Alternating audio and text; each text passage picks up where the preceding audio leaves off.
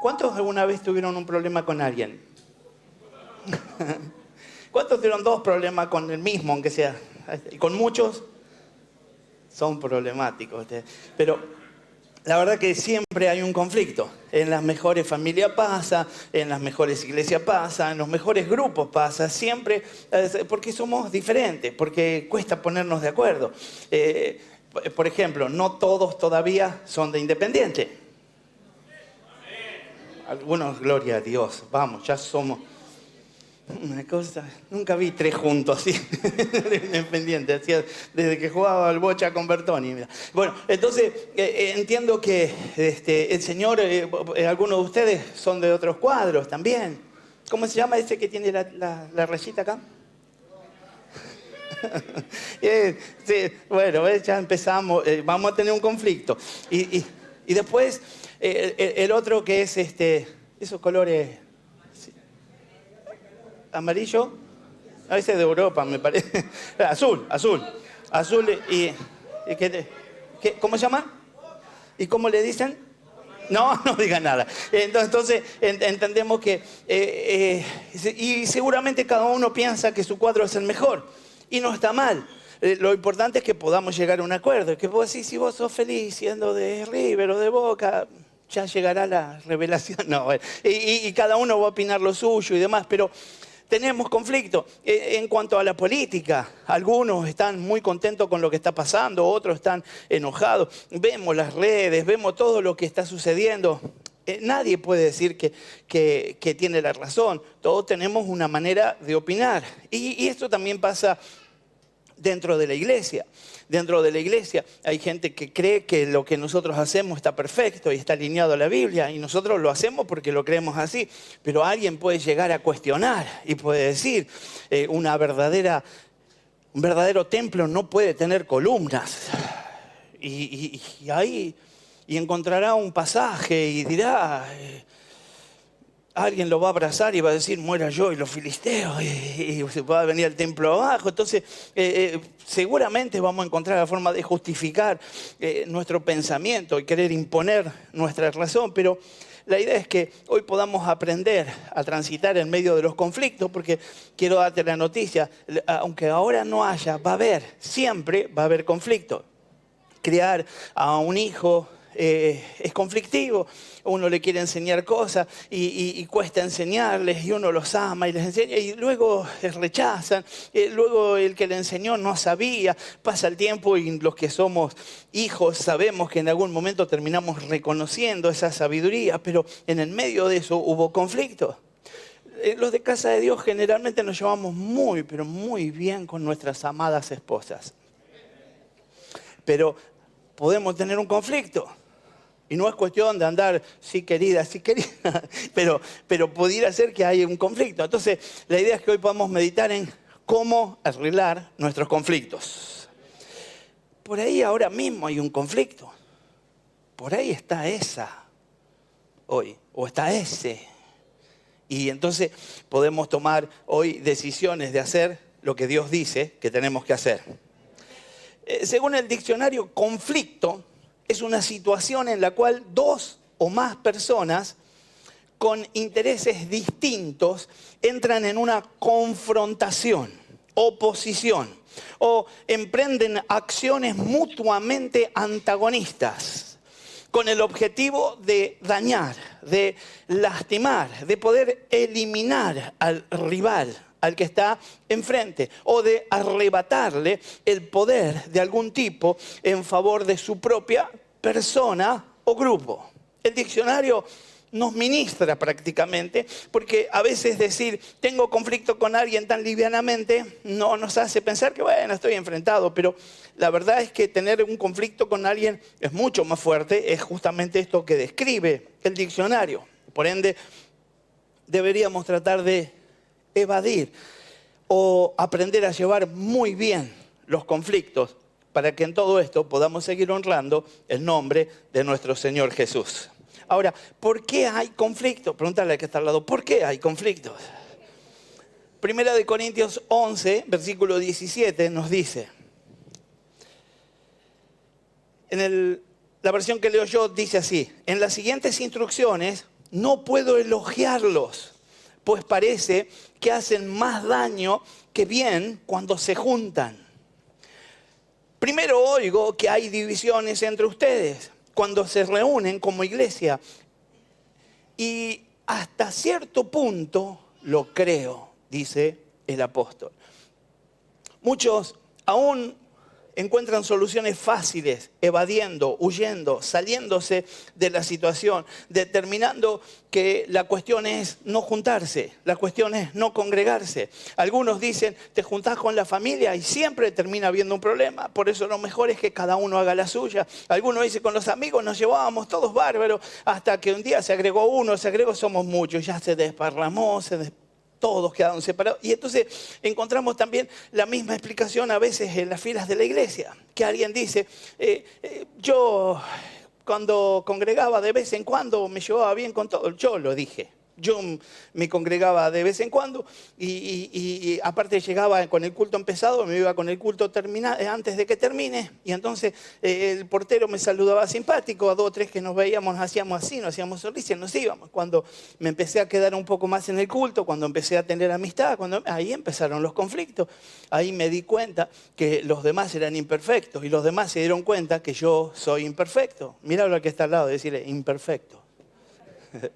Pero vamos rumbo a la perfección. Así que Pablo, escribiéndole a una de sus iglesias, dice que cuando ellos se juntan parece que hacen más daño que bien. Y esto es impensado en gente que se junta con un propósito. Se juntan para adorar a Dios, para clamar, para pedir. Me parecería que esto no tiene accesibilidad a un grupo que tiene a Cristo, que está adorando al Señor. Sin embargo, esto estaba sucediendo. Generalmente se resuelve para estar con pleitos y con conflictos. Mejor no voy más. Mejor no congrego más. Los que no vienen los martes, algunos han dejado la célula. Porque la verdad que para estar con conflicto, mejor no voy más. Y así el matrimonio, el gimnasio, la vida, los amigos. No podemos escaparnos todo el tiempo. La idea es que tenemos que aprender a enfrentar las crisis, a enfrentar los conflictos, sabiendo que el Todopoderoso está de nuestro lado. La palabra da respuestas en cuanto a la pregunta que puede generarse en cuanto a cómo hacer para enfrentarlos, para salir. Pero la pregunta que nos tendríamos que hacer hoy, puede ser que haya conflicto en un grupo de amigos, en un club, en gente que no tiene a Cristo, pero en la iglesia habrá conflicto. Pregúntale al que está al lado, ¿puede haber conflictos en la iglesia? No me digas lo que te contesto. Primera de Corintios 11, versículo 19, dice, así que por supuesto que tiene que haber divisiones. Así que lo que tenemos que pensar es que en términos espirituales, los conflictos son permitidos por Dios. Dios permite que vos estés tiroteado con alguien porque te quiere llevar a la madurez, te quiere llevar al crecimiento. Decirle al que está al lado, espero que no nos tiroteemos, pero será para madurar. Entonces, lo que tenemos que entender es que posiblemente esto de encontrar diferencia sea para que aprendamos a dirigirnos correctamente a aquellos que piensan diferente, pero que estamos unidos y coincidimos con nuestro Señor, con nuestro Rey, con el centro de nuestro corazón. Amén.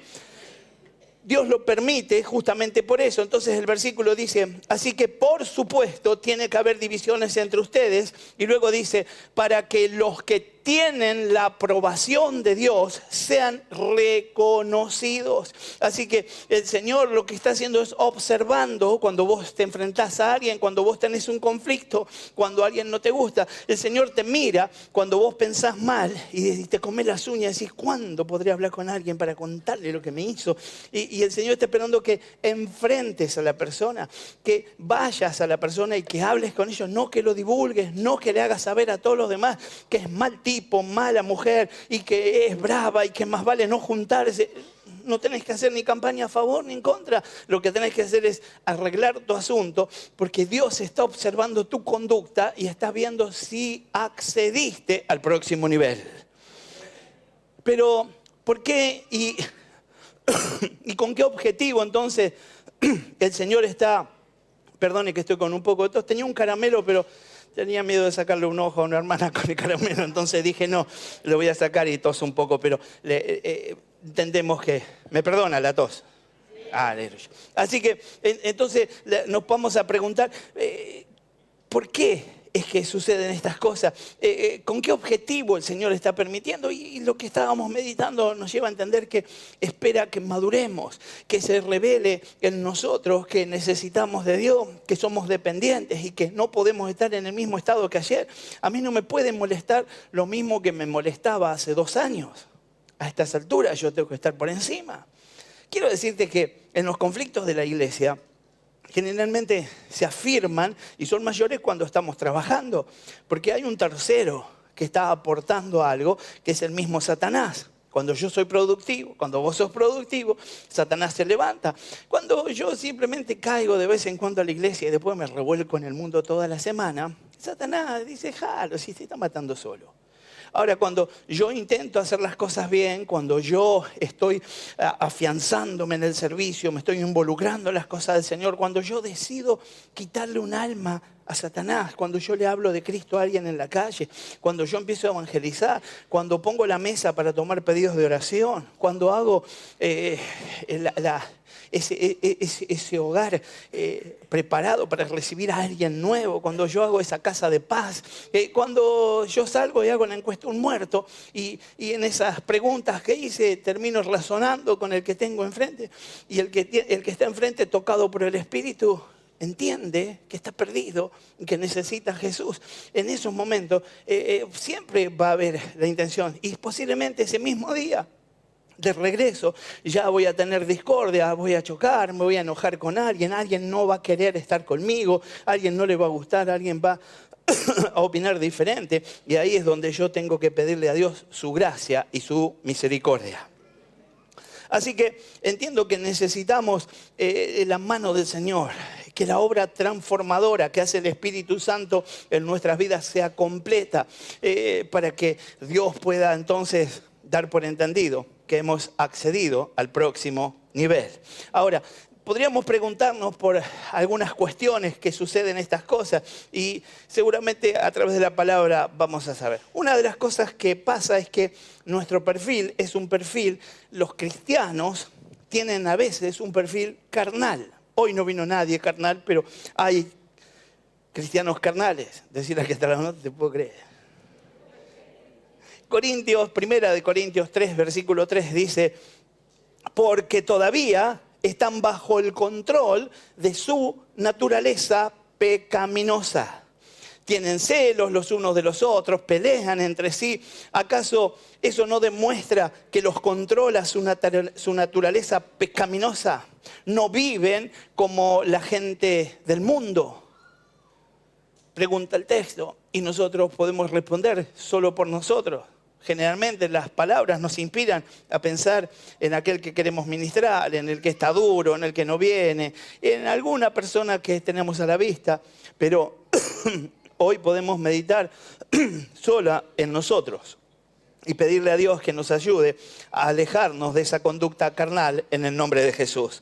Es decir, que aquellos que con sus acciones y con sus actitudes llenas de celo, de egoísmo, de contienda, de disensión, se manifiestan contra otros por cualquier cosa. A veces con justa razón, porque no voy a soportar que me hagas esto. Y a veces sencillamente por oposición, por envidia, porque veo que brilla, porque veo que crece, porque veo que luce y yo tengo que hacer algo para que caiga, porque no estoy esforzándome por yo elevarme, sino por que el otro decaiga. Y entonces estoy en una conducta carnal.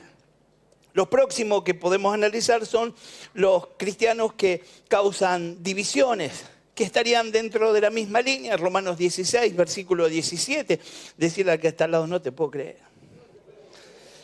Romanos 16, 17 dice, ahora mis amados hermanos les pido algo más. Tengan cuidado con los que causan divisiones y trastornan la fe de los creyentes. Escuche cómo hacen. Al enseñar cosas que van en contra de las que ustedes de las que a ustedes se les han enseñado. Y entonces dice, manténganse lejos de ellos. ¿Cómo hay que mantenerse? Lejos de ellos. Ahora, en estos tiempos con las redes, yo tengo amigos en algunas redes que son tiroteadores. Usan mucho tiempo y mucha creatividad para darle con un caño a todo. Quieren enseñar, no tienen iglesia y le quieren enseñar a las iglesias cómo tienen que manejarse. Y ponen cinco cosas por las que tenés que huir de la iglesia, 10 cosas por las que no te puedes quedar ahí, 7 cosas por las que ese pastor no te conviene, 18 cosas, y las 1000 cosas por las que vos no tenés que escribir tanta gilada. Entonces, a veces tenemos que ser cuidadosos de ese tipo de expresiones porque podrían llegar. Todo, los de casa de Dios lo tienen bien claro, todo lo tengo que llevar a la palabra de Dios. Yo no puedo decir que el otro, porque tiene otras costumbres diferentes a mis costumbres, queda fuera. Lo que yo puedo decir es, él tiene sus costumbres, yo tengo mis costumbres, pero en realidad lo que nos une es el Señor. Así que tengo que trabajar sobre eso. Mire, cuando leíamos esta palabra, lo que dice es que me aparte de ellos. ¿Para qué voy a estar recibiendo? ¿Por qué voy a estar oyendo eso? En algún momento una de esas palabras va a prender y yo me voy a terminar separando, apartando, me voy a dividir del cuerpo. En otro contexto, más allá de las redes, es aquella persona con la que me junto a tomar mate. A veces hasta la con que me junto a servir. Yo veo gente de una congregación que ante un evento invita a gente de otra congregación. Decirle que está al lado, muy bien, ¿cómo hace? No lo tengo que invitar. Él tiene que servir en su iglesia, tiene que trabajar en su iglesia, tiene que honrar a su pastor, tiene que edificar su casa, tiene que multiplicar el pueblo en su iglesia para que esa iglesia siga creciendo y siga avanzando.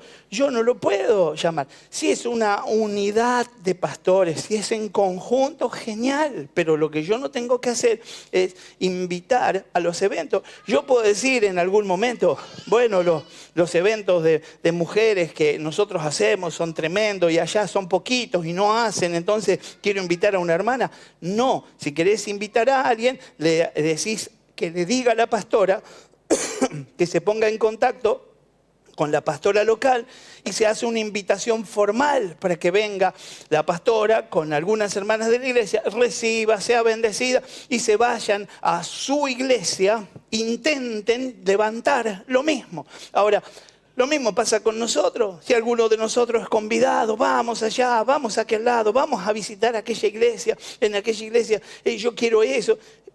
Vos no tenés nada que ir a buscar vos para traer, porque después que lo traes, lo único que traes es carga.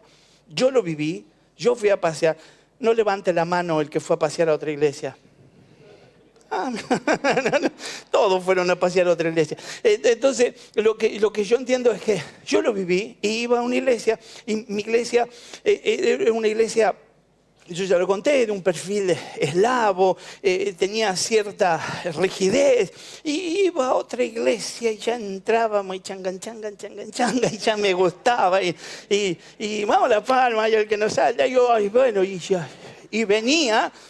Y me ponía a mirar, y nosotros tenemos una orquesta de viento. Y la orquesta de viento arrancaban a probar así, hasta que después arrancaban. Y era celestial el momento, pero pasaba un tiempo. Entonces, y yo quería que ellos claven una cumbiancha en algún momento, pero no pasaba nada. Entonces, lo que pasaba era que me dividía. Añoraba lo que había en otro lado en lugar de valorar lo que hay. Hace muy poquito alguien me mandó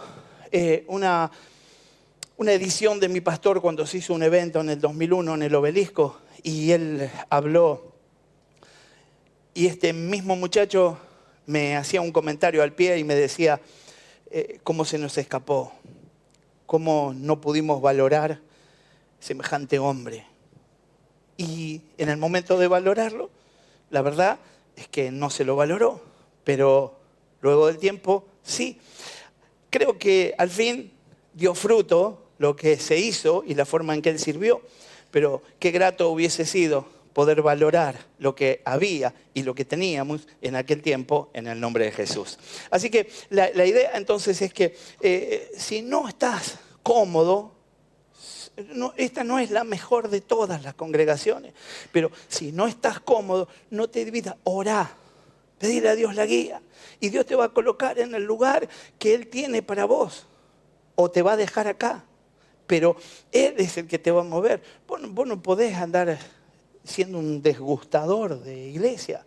Lo que tenés que hacer es serle fiel a Dios en el nombre de Jesús, porque en medio de ese trayecto te vas a desenfocar. En medio de ese trayecto te vas a perder la posibilidad de ser usado por Dios en la casa. Te vas a quedar afuera de los proyectos, los planes y toda la gloria que Dios tiene para fluir a través de tu vida. Dios te quiere usar.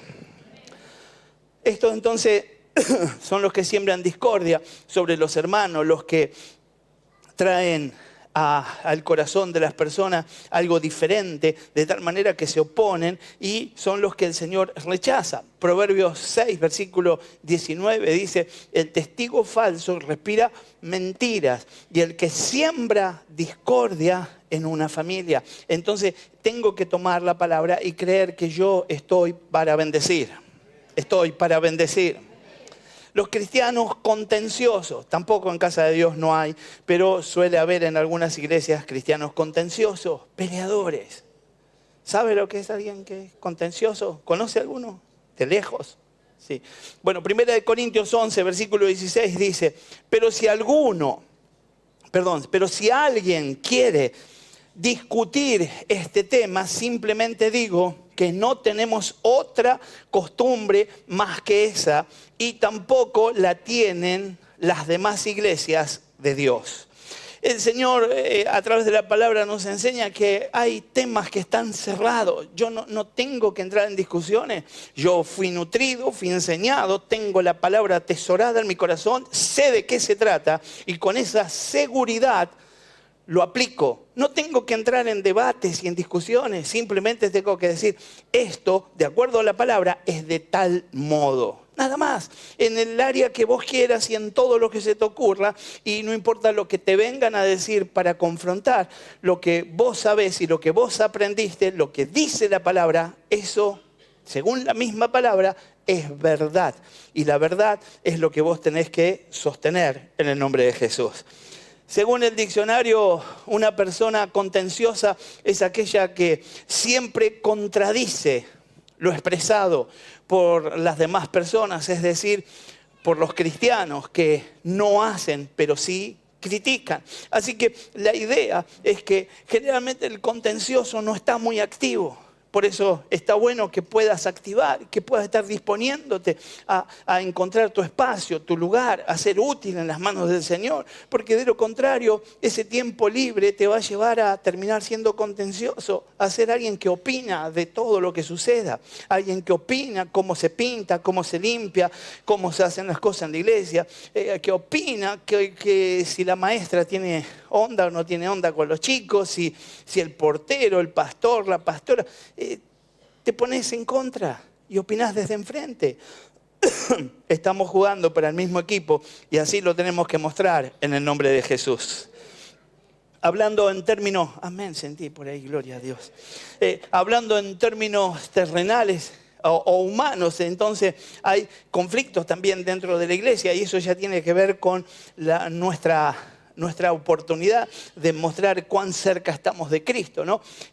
Nuestra humana debilidad. Romanos 6, versículo 19 dice, uso la ilustración de la esclavitud para ayudarlos a entender todo esto.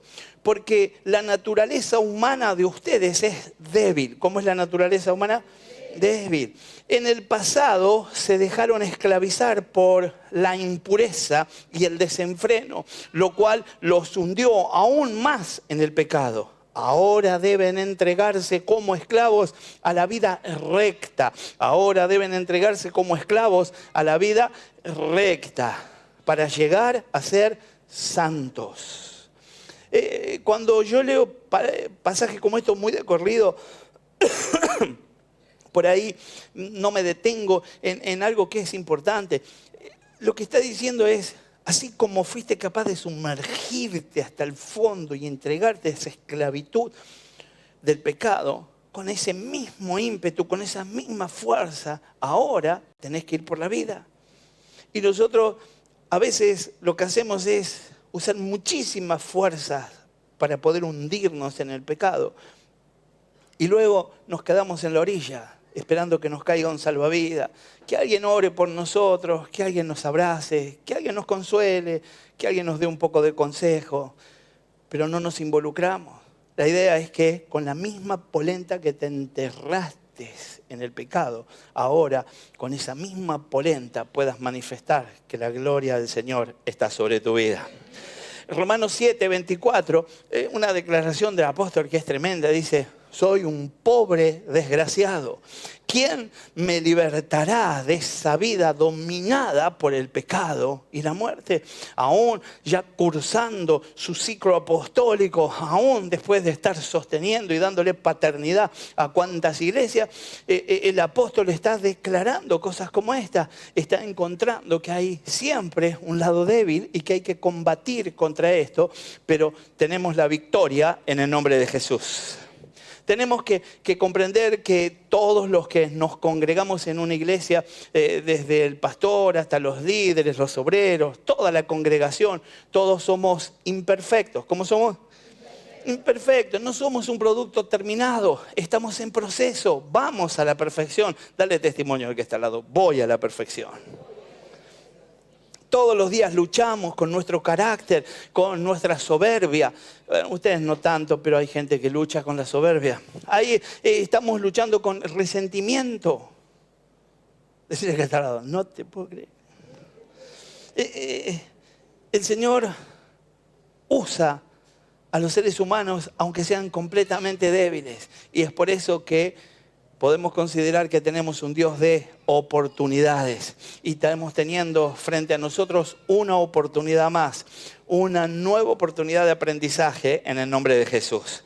Colosenses 3, versículo 13 dice: sean comprensivos con las faltas de los demás y perdonen a todo el que los ofenda. ¿A quién tengo que perdonar? A todo el que me ofenda. Recuerden que el Señor los perdonó a ustedes, así que ustedes deben perdonar a otros. ¿Qué tengo que hacer? La Biblia nos deja una salida y nos dice que podemos airarnos, porque yo sé que algunos de ustedes son de airarse. Y lo que dice la Biblia es que no se ponga el sol sobre vuestro enojo. Así que vos te podés reenojar, pero no te podés quedar con la vena así 15 días, 20 días, 8 años, 24 años. No podés estar así. Tenés que perdonar en el nombre de Jesús. Yo sé que es difícil en algunas ocasiones, hay cosas que son muy graves, hay cosas que son difíciles, pero hemos entendido que perdonar me conviene, hemos aprendido que Dios me perdonó a mí y a veces hasta enseñando el modelo de adoración, el proceso es: yo le pido a Dios que me perdone así como yo perdono, así que tengo que perdonar en el nombre de Jesús.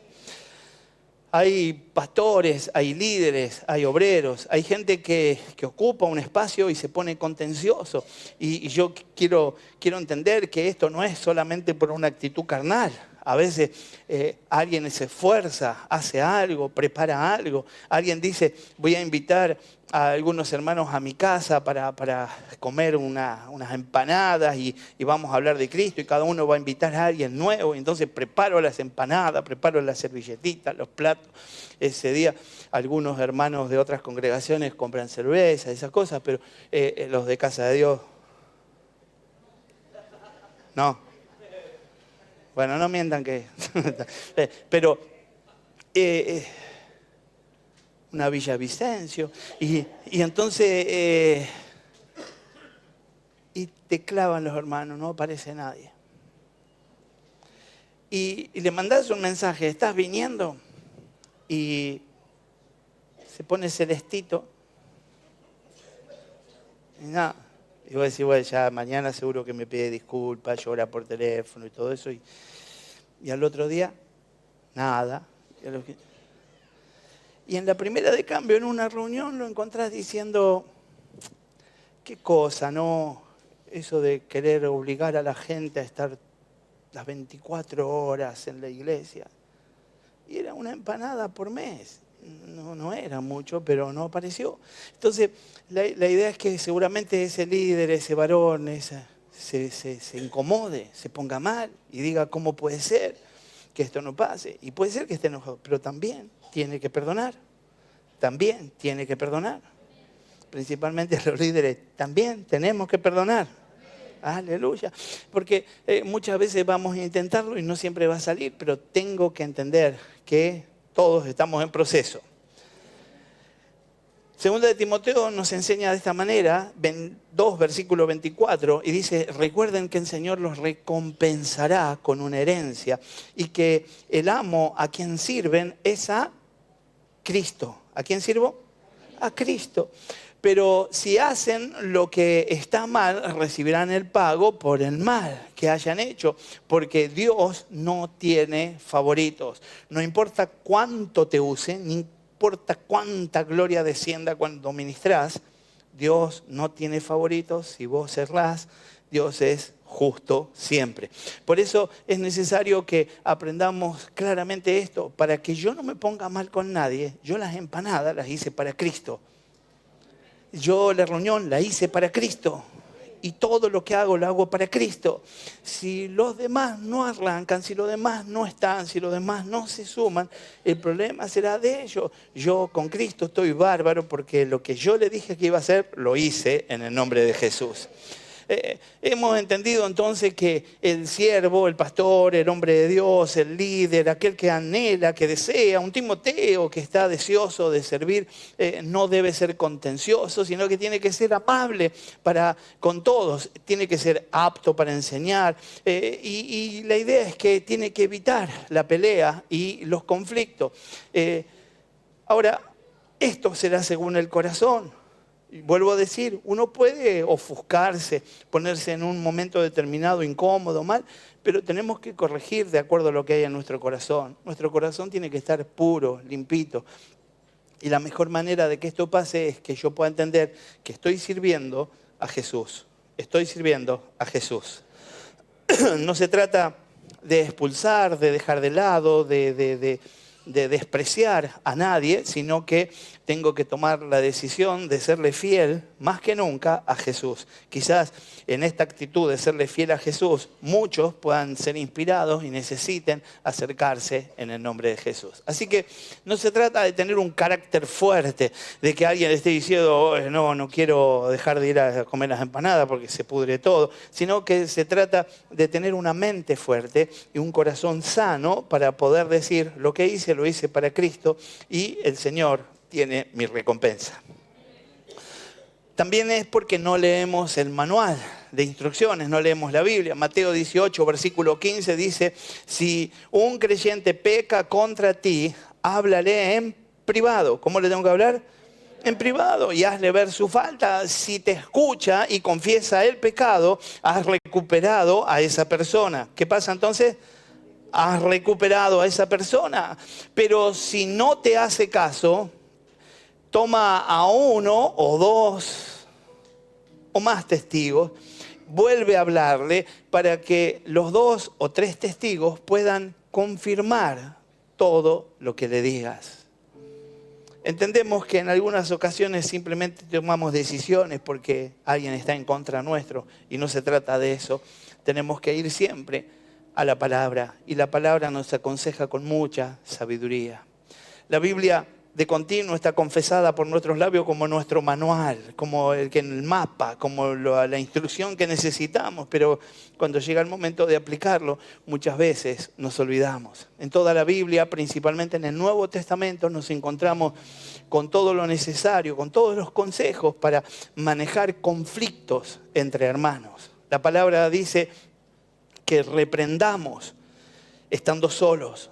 La primera oportunidad es mano a mano, cara a cara, hablar con la persona y luego buscar testigos si no me está oyendo.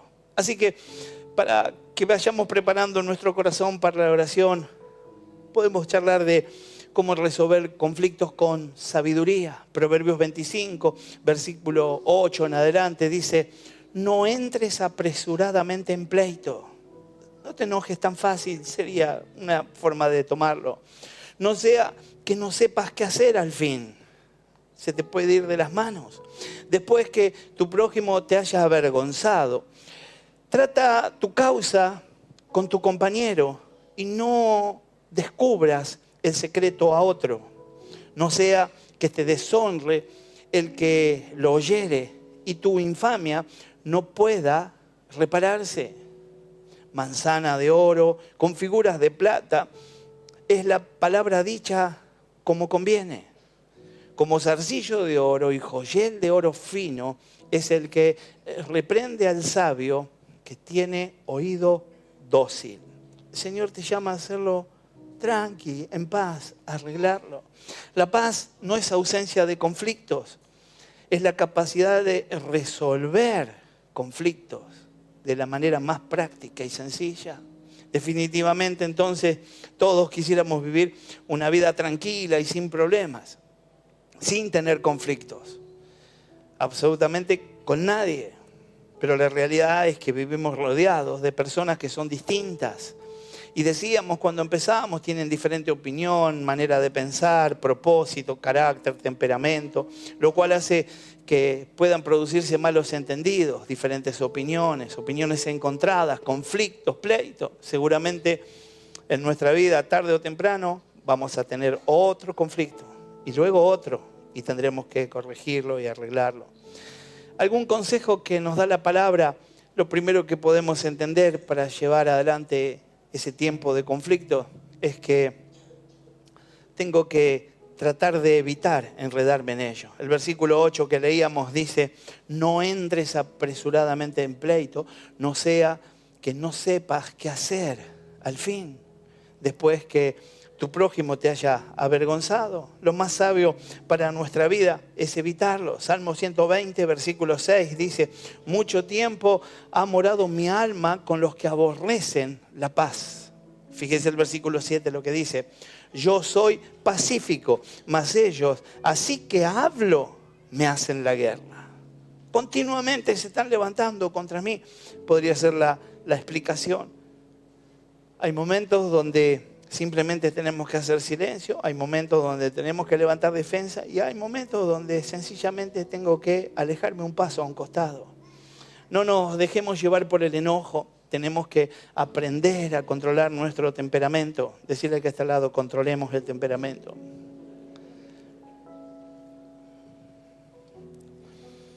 Yo les hablo a ustedes y parecería que esta prédica es para otros, porque si a ustedes alguien pasa con el auto y les grita cosas, ustedes dicen aleluya.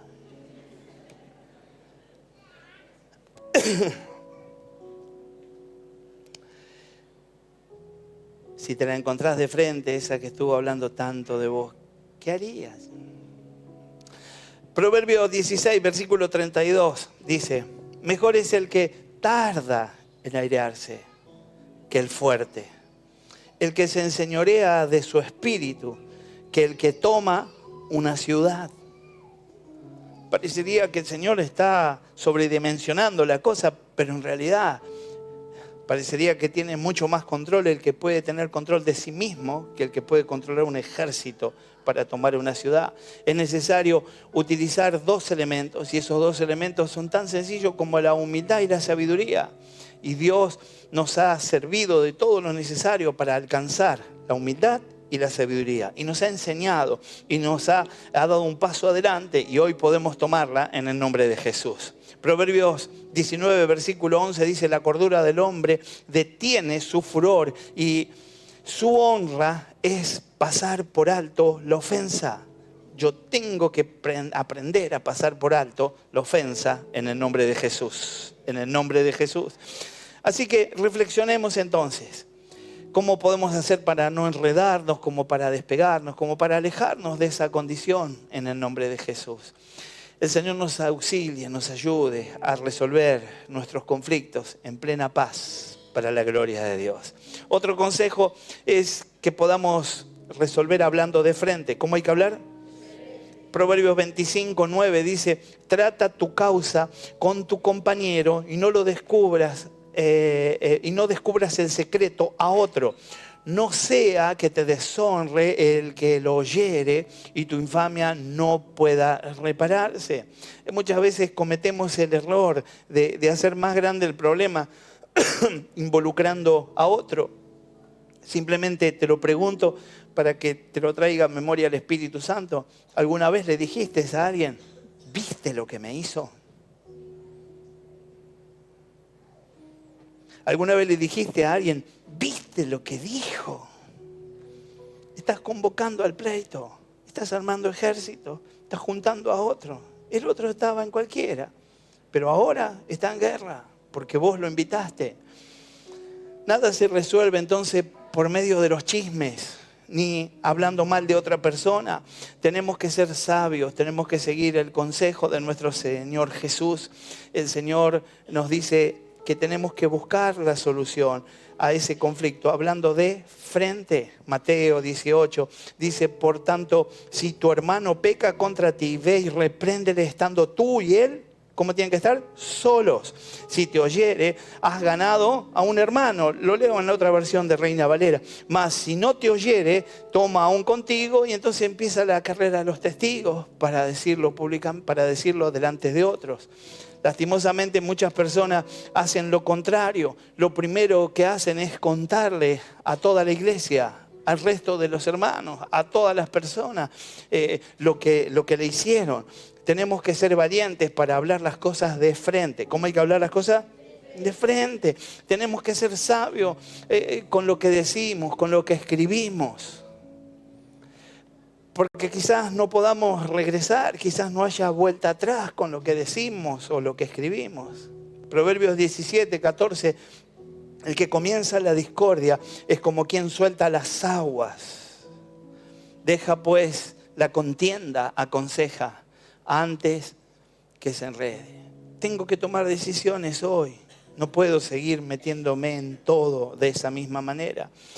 Ya para ir finalizando, el próximo consejo es que los conflictos se arreglan hablando, pero hablando correctamente. Alguien puede decir, bueno, yo hablé, pero hay que ver de qué manera. A veces la forma en que decís las cosas generan mayor conflicto.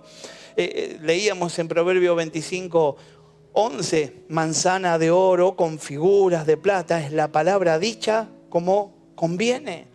Si yo digo las cosas de la forma adecuada, puedo decir cosas muy duras, muy chocantes. Pero si yo las digo con buen modo, voy a estar sembrando verdad en ese corazón. No es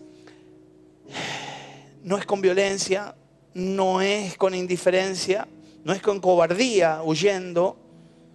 Lo que tengo que hacer es cara a cara y con buenos modales decir todo lo que tengo para decir. Resolver conflictos, entonces, tanto como para el matrimonio, como para la familia, para distintos ámbitos de nuestra vida, implica que tengo que hablar cara a cara, de una manera correcta, siendo empático. Siendo empático. Tengo que ponerme en el lugar del otro. Mire, tengo que ser asertivo. Mire cómo define la palabra asertivo, asertividad el diccionario, para que podamos entender un poco mejor de lo que se trata. Se define como la habilidad que permite a las personas expresar sus emociones, sus opiniones y de defender sus derechos e ideas frente a otras personas de la manera adecuada, sin hostilidad y sin agresividad. Tengo que ser asertivo. Decirle al que está al lado, asertivo. El 10% de los conflictos se deben a una diferencia de opinión. El 90% restante es por tomar actitudes equivocadas.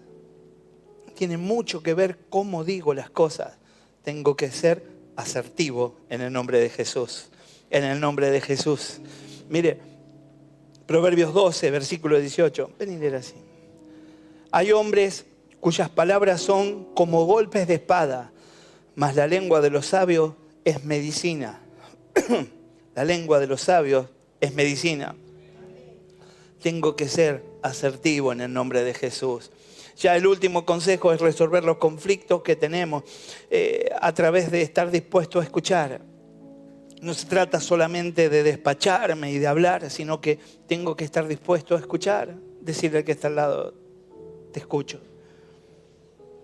Si te dice Luis Alfino, decirle qué grande que estás. Entonces, entiendo que tengo que prepararme para escuchar. Proverbios 25:12 dice, como zarcillo de oro, joyel de oro fino, es el que reprende al sabio y que tiene oído dócil. ¿Cómo es el oído? Dócil. Está listo para escuchar. Posiblemente muchos conflictos ya no serían conflictos si estuviéramos dispuestos a escuchar al otro, si estuviéramos dispuestos a reconocer que nosotros también tenemos nuestra parte de responsabilidad en ese problema que estamos teniendo. Lastimosamente, muchos no estamos dispuestos a escuchar. No hay un oído dócil. Nuestro corazón está lleno de soberbia, de pensamientos que solamente nos hacen creer que somos los dueños de la razón. Muchas veces nos comportamos como necios, ni siquiera dejando hablar a la otra persona. Proverbios 18, versículo 13 dice, al que responde palabra antes de oír, le es fatuidad y oprobio. Tengo que tomar decisiones. Yo no puedo estar queriendo hablar más fuerte y más rápido que el otro para quedarme con la razón. Tengo que aprender a oír en el nombre de Jesús. Para concluir, entonces, tenemos que comprender que la mejor manera de evitar y de resolver los conflictos es buscar hacer la voluntad de Dios. ¿Qué tengo que hacer? La voluntad de Dios, que está explícita y clara a través de la palabra. Proverbios 16:7 dice, cuando los caminos del hombre son agradables a Jehová, aún sus enemigos hace estar en paz con él. Yo tengo que estar unido al Señor. Y aunque haya gente que se levante, va a terminar amiga. Porque el Señor está de mi lado. El Señor está de mi lado. Ponete de pie y vamos a estar orando. Quiero leer un salmo que te va a ministrar mientras cerrás tus ojos y oramos. Si querés anotar, es el Salmo 46, son algunos versículos. Y dice, Dios es nuestro refugio, nuestra fortaleza, siempre está dispuesto a ayudar en tiempos de dificultad. Por lo tanto, no temeremos cuando vengan terremotos y las montañas se derrumben en el mar. No importa lo grave del conflicto entonces. Versículo 3. Que rujan los océanos y hagan espuma, que tiemblen las montañas mientras suben las aguas. Un río trae gozo a la ciudad de nuestro Dios, el hogar sagrado del Altísimo. Dios habita en esa ciudad, no puede ser destruida. En cuanto despunte el día, Dios la protegerá. Las naciones se encuentran en un caos y sus reinos se desmoronan. La voz de Dios truena y la tierra se derrite. El Señor de los ejércitos celestiales está entre nosotros. El Dios de Israel es nuestra fortaleza. Vengan, vean las obras gloriosas del Señor. Miren cómo trae destrucción sobre el mundo. Él hace cesar las guerras en toda la tierra. Quiebra el arco, rompe la lanza, quema con fuego los escudos. Quédense quietos, sepan que yo soy Dios. Toda nación me honrará, seré honrado en el mundo entero. El Señor de los ejércitos celestiales está entre nosotros. El Dios de Israel es nuestra fortaleza. Aleluya.